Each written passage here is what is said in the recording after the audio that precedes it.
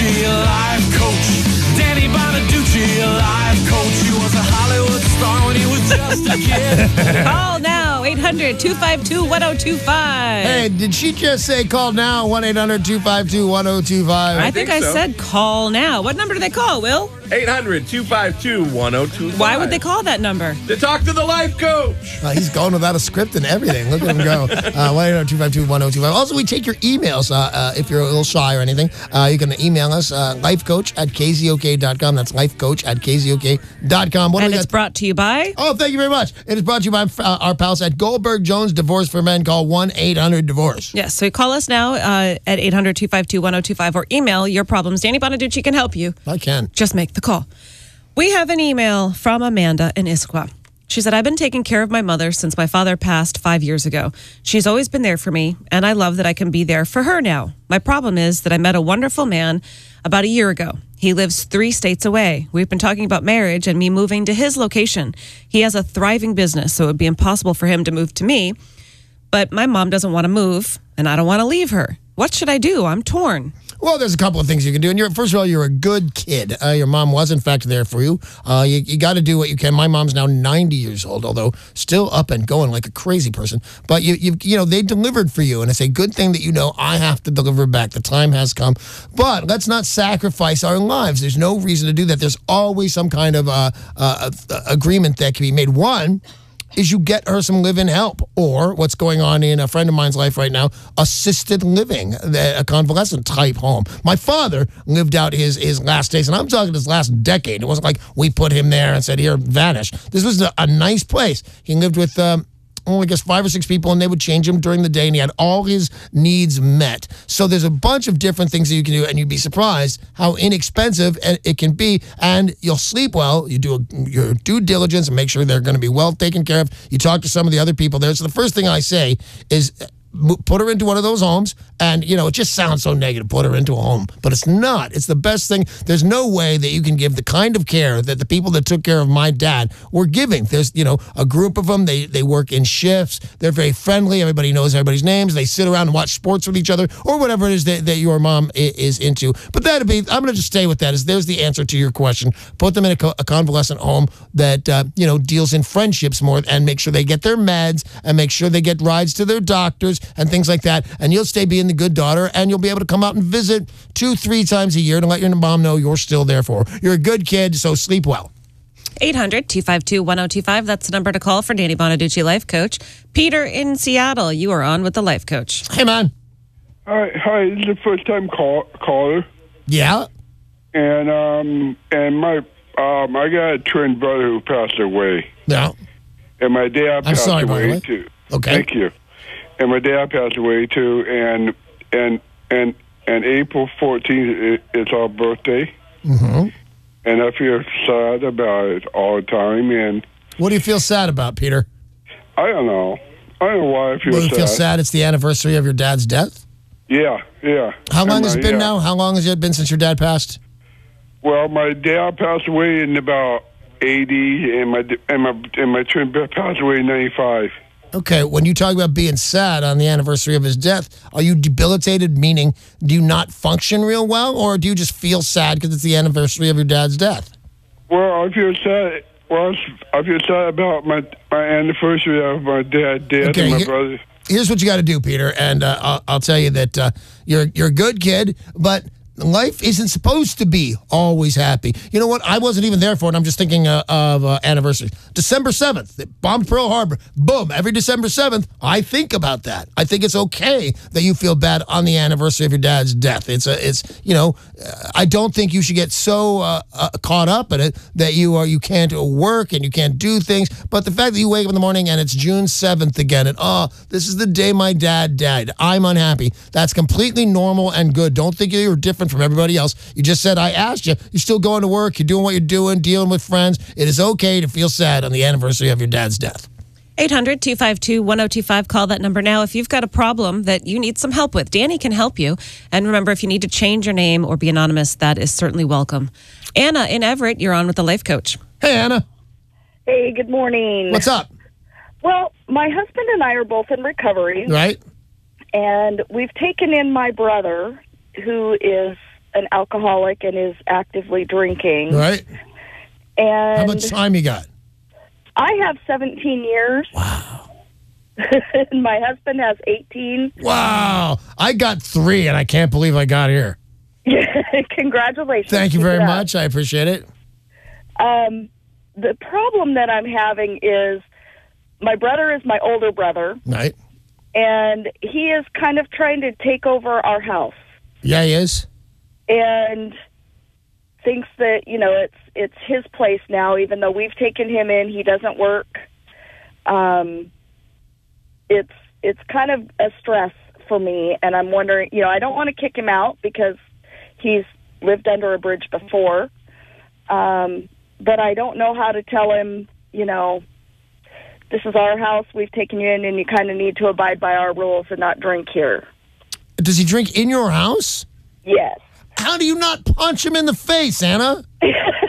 I'm one day at a time. This guy knows, and then there by the will of God. But here's the thing, Anna. I mean, he is endangering something that I know for a fact that you hold super dearly. How can you let him? Do you feel that your sobriety is endangered? Some days, yes. Yeah, I'm sorry. I don't like the smell of it. I think that you've done too much with your life and been through too much hell and back. Because anybody who's not alcoholic may be thinking, what are we all talking about here? Drinks here? But as a recovering alcoholic myself, I know what you had to do and be through to get sober. And you can't endanger that. That life that you used to live is waiting right around the corner. And your brother, who has already lived under a bridge, and here's what I'm getting. He's a healthy young man that ends up living under a bridge on more than one occasion because this is where alcoholism takes you. I think it's a terrible idea to have him in your house. I think he's endangering you and your husband, and nobody has any right to endanger your sobriety and the life of your husband. You know your life is at risk here, don't you? Yes. Yeah, he's got to go, Anna. I was gonna say I don't care how you put it, but yes, I do. Put it the best way possible. But his disregard for your well-being by bringing alcohol into that house is outlandish to me, and he needs to go right away. And you and your husband need to get a united front and say, hey, man, you know what? You might as well bring a loaded gun into this house and play Russian roulette with it. One of us is gonna start drinking over you, and we deserve better than that. Does she give him an ultimatum first, or just kick him right out? This guy, I'm assuming, Anna, how many ultimatums have you given your brother in the course of his lifetime? None, actually. I'll go with Sarah on this one, although I think Anna and I will both say there's no way to talk sense to alcohol. If you don't stop drinking in my house, I'm going to kick you out. He's still going to drink in her house. Eventually, I don't know where he's going to hide it, how he's going to do it, but he's going to do it. But yeah, sure, if you want to say, hey, you got to stop drinking in my home or you're going to go live under the bridge again, do that. It's my opinion that he's going to end up living under the bridge anyway, and I'm not willing to risk your sobriety on it. So I'm saying just throw him out right now. But yeah, Sarah's right on this. If you drink in my house one more time, I'm going to kick you out. But then you have to back it up. When he does, and we both know that he will, you got to kick him out, Anna. Good luck. Godspeed on that one. That's 17 years. Good for her. Good for her. Her husband's got 18. It's always amazing to me that people that call life coach and they've got these problems and they're like, oh, I need help, and they call you and you give them great advice, but sometimes they don't take the first step, which is actually have a conversation with somebody. Yeah, you're totally right. But if you think about it, I got to be the life coach. We were talking about sobriety. I got 3 years now. I've been trying to get sober since I was 30. So it means you've got to do the right. I've done the right thing 100 times over. It's really hard to make that first step sometimes, especially because you make it over and over again. You're going to make the right step to quit drinking, throw out all your booze, whatever you're going to do, and then you fall again. It's the time you took the first step and meant it that really counts. Well, or getting an ultimatum like your wife gave you. I've had a bunch of wives give me ultimatums, and one of those wives matters. Yeah, one of those, and I'm sober. Damn right. Thank you, Amy. Danny Bonaduce, Life Coach, is what you're hearing. 800-252-1025. If you've got a question, or lifecoach at KZOK.com. Stacy in Tacoma says, I've been dating this wonderful guy for almost a year now. I am madly in love, and I think he feels the same, but he's never actually said that he loves me. Should I tell him how I feel in hopes that he'll open up to me? I've read that the man should always be the one to say, I love you first. I just want to confirm that we're on the same page in this relationship. What books are you reading, young lady? Who says the man's got to say it first? If you're in love, tell him. And this is a really a short answer. I guess there's a bunch of ways. You know how I used to tell a girl I loved her the first time, and I went, oh, man, what if she doesn't say I love you back? Oh, this is so hard. What do I do? I'd say it while making out or actually making love.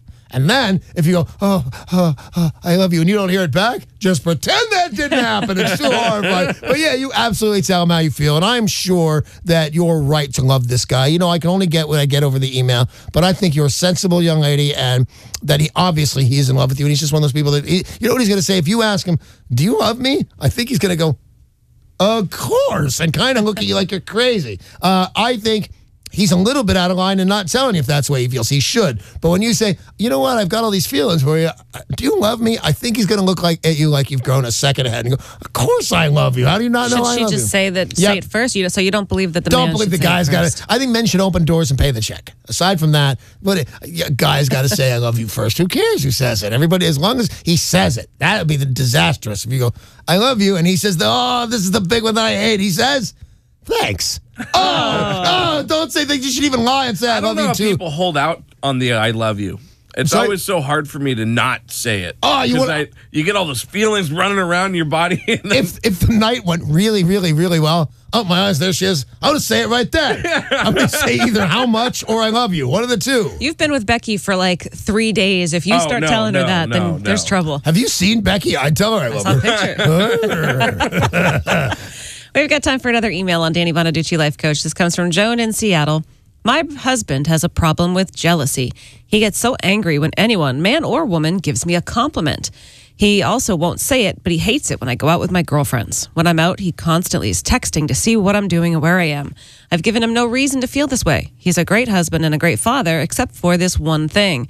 What can I do to change his behavior? Well, it is going to drive you crazy if you don't change his behavior. I used to be that guy, absolutely that guy. And I think what you have to do is you have to tell him it's putting it down, because it sounds like you have a great relationship. Say, this is really bothering me, and what it does, it diminishes my love. When you wonder where I am, what I'm doing, that tells me that you don't think I love you as much as I do. So if you love me, you need to have a little bit of comfort and control in the fact that I'm going to be exactly where I said I was going. Amy's going to visit her sister. She just had a baby. She's going to go for a couple of days. And it would never, I'd get jealous if, God forbid, there was a reason to be jealous. She's an attractive young lady.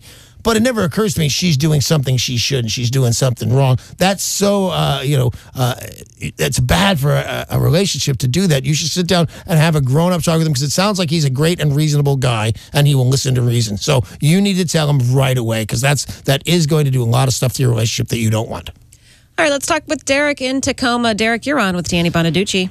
Hey, Derek. Hey, Sunshine. What's up, Sunshine? What can I do for you? Hey, brother. So I've been with my girl for almost 3 years now, and she's an awesome chick, and I really do care about her, but I've maybe said I love you a few times because I'm really conserved on that word, because it's not something I want to throw out. And it's like, I know I'm never going to wind up marrying this chick. But why do you know you're never going to marry this girl? It just personality conflicts. It's almost like we're too alike, if you get what I'm talking about. I do get what you're talking about. Yeah, I'm starting to realize why they say opposites attract, because it's like you keep yourselves, kind of in check, and we don't really have that aspect in our relationship. All right. So it's like, I don't know if I should keep just going out with her until just stuff hits the fan. It's just, you do know that that's what's going to happen, right, Derek? Stuff is going to hit the fan. Something is going to hit the fan. Oh, absolutely. Unless she's a lunatic like you. No offense. She's going to eventually, another 2 more years ago, hey, why aren't we married? Don't you think enough of me to marry me? Maybe we should get married. Have you met my mother? All that stuff's coming your way. What are you going to do when she starts asking about marriage? Well, that's kind of the whole thing. That's kind of been the problem, is because before we even entered into the relationship, which was just, we were supposed to be friends, it was kind of like, I'm not really looking for a serious relationship, but since she's so cool, somehow now it's almost 3 years later. Right. Although right now, as far as I consider it, you're friends with benefits, which I really admire if you can pull that off. I've never been able to pull that off myself. But now, here's the thing. If she wants to get married, are you gonna?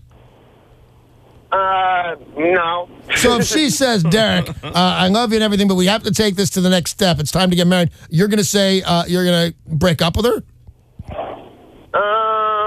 Because that's coming. I know it sounds shallow. That's why I was calling, because I don't know if I should end it now just to keep stuff from getting worse down the line. No, I'm going to tell you, Derek, as my friend and a guy who called my radio show, and I really appreciate that, ride this out as long as she'll let you. No offense. I mean this sincerely, though. Girls are not that easily replaced. I would hang on to this one as long as she will let you. And if you're right and she brings up marriage, which she will, and you have to break up with her, and I'm saying you could eke out another 2 years to this girl. I'm being kind of cruel to the girl because she should know that you're never going to marry her. But when she does ask you, go ahead and break up with her. But I say don't break up with her now. This is the best you're going to do right now, Derek. Hey, I appreciate that. That's all the time we have for Danny Bonaduce, Life Coach. Life Coach are brought to you by Goldberg Jones, Divorce for Men. Call 1-800-DIVORCE.